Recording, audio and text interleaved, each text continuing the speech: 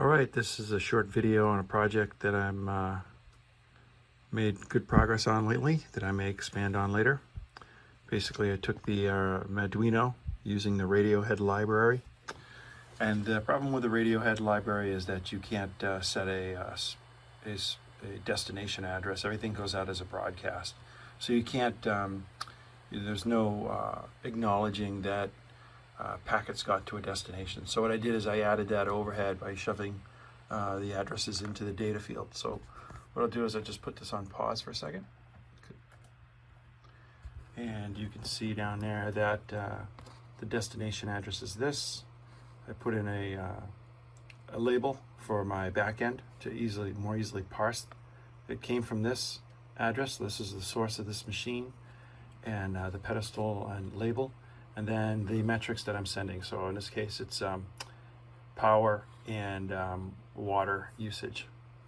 So so if I enable scrolling, you can see that last the metrics go out about every 5 seconds, but I could do it sooner. So 44 and 24 right there. So if we come over here and I'll pause this one. This is the receiving side. And you can see the 44 and 24 that just came in. I already parsed off the destination address. And then what it does is it gives me signal quality, which these machines are only a few feet apart, so that's why it's so such a good quality signal. So it's sent a reply. Basically, it sends the what it received right back to the sender. And then when it comes back to the sender, I'll put this on pause again. What happens is it looks inside the datagram that was received for its own source address, and if it sees it, then it will it won't retransmit. So retransmitting looks like this. So what I'll do is I'll just come over here and I'll unplug this guy for a second and come back over here, and you'll see, there you go. So I tried once, trying twice, trying 3 times, and then it basically says, all right, moving on, I'll send the next metric, which is also failing. So if I plug in the other machine again, let that boot up, just takes a few seconds. Come back over here, and you can see that already it's the packets are starting to come back and everything's getting acknowledged.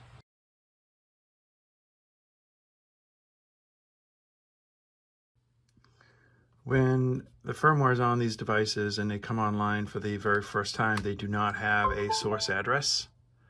So what happens is when they boot up, they come up and say, hey, I do not have an address configured, and I'm not doing anything until either enter is hit or you manually give it a name.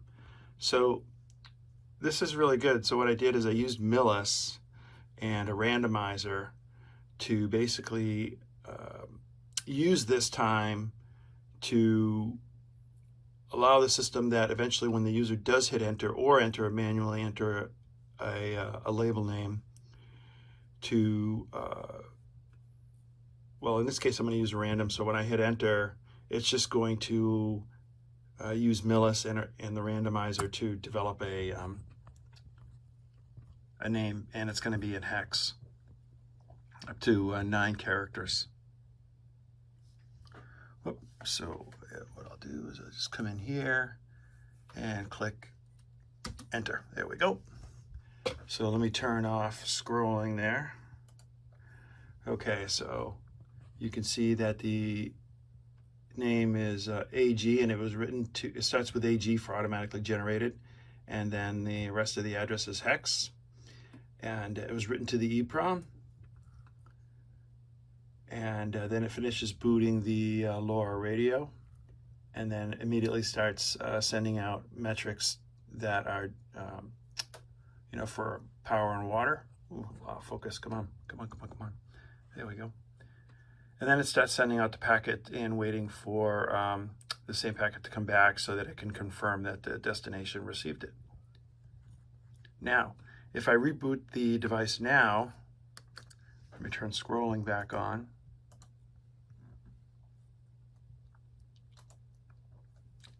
Let me just do that one more time. Okay, now when it boots up, it has an address. See that? It's right there at the very top. And it says, hey, you better decide within 10 seconds, do you want to configure this device or reset it to factory default? Well, I didn't do anything, so it just booted up with the existing address. But if I do that again, I'll just reset the Maduino and reset it. There we go. So you can see that it's continuing to boot. I'll enter a 2 this time if I can move fast enough.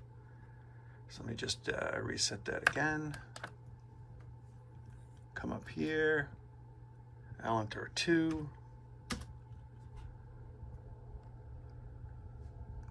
So what I did is I entered 2, and now the address has been blown away again, and I need to enter a pedestal name. So I just completely set it back to factory default, which blew away the address on the EEPROM, and so now it won't do anything until I either hit enter or manually enter a name. So this time I'll manually enter it. So I come up here and type in 1. Yeah. No, I want to type in the address. So B100D, blood. Hit enter. And now it comes up. It has the name blood right there. And starts on its way. So that's how that works.